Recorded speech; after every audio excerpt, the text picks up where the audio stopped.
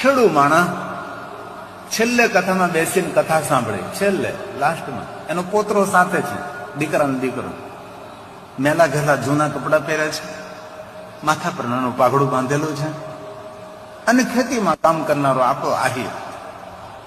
કથા પૂરી થઈ, કથા સાંભળી, ભગવાનને ભાવથી પગે લાગ્યો, પોતરું તેનું આંગળીએ છે. અને પછી આપણું જે દાનનું કાઉન્ટર છે ત્યાં જાય છે અને કહે છે કે મારે દાન લખાવવું છે. તો જ્યાં દાન લખાય છે ત્યાં પેલા ભાઈઓએ કહ્યું કે દાદા બોલો કેટલું દાન લખાવવું છે. મેલી ઘેલી કોથળી એ દાદાએ કાઉન્ટર ઉપર કાઢી ઠલવી. મેલા ઘેલા કપડા પહેરનારો વયોવૃદ્ધ પોતાનો પોતરો સાથે છે અને 1,11,000 રૂપિયાનું દાન કર્યું. આ ટેલિવિઝનમાં તમે જોવો છો ને એનો ફોટો છે, હું ફોટો પાડીને લેતો હોઉં અને એમની રસીદ છે. આ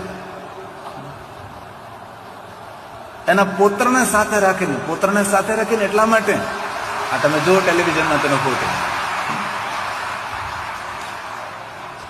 પોતરો જોવે છે, તેનો દીકરો જોવે છે. દાદો એવું કહેવા માંગે છે કે બેટા આ માર્ગે હાલશો ને તમારો બેડો પાર થઈ જશે.